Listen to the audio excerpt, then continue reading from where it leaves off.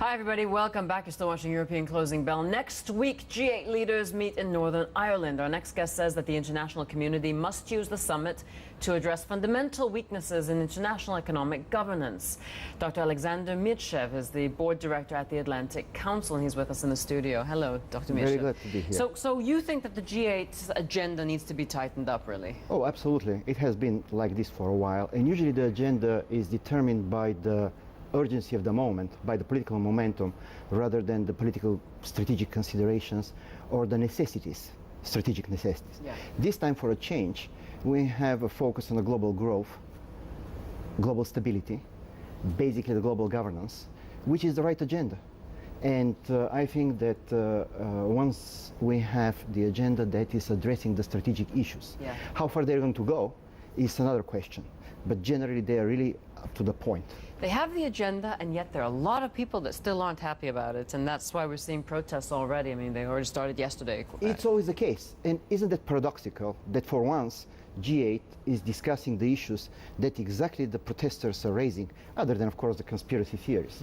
These guys now want to tackle the global governance. Whether they want to do it in the right or wrong way remains to be seen, but they have the right questions asked. Last, for example, what to do with the multinationals. Obviously, we have a totally changed infrastructure of the global trade, wherever, as the Prime Minister Cameron rightfully put it, you don't really understand where are the profit centers, where they pay taxes. The tax avoidance. Obviously, in the times that we are facing now, the state is getting weaker and weaker to address the issues that are compelling and that the people expect.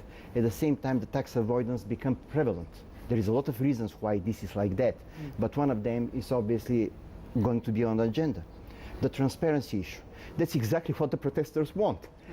Of course, at the end of the day, these transparency issues, who knows how they're going to be interpreted by the different parties involved. Yeah. These are very complex negotiations, definitely a matter of national security for a lot of the participants, and a lot of them, definitely China or Russia, could have seen this call for transparency as do what I say, not what I do. As always, right? Exactly. As always, yeah. Joel, I mean, Well, I was just wondering from a monetary policy perspective, the G7 and the G20, different bodies, but they've both given their tacit approval to what Japan are doing. Do you think South Korea's concerns will be heard?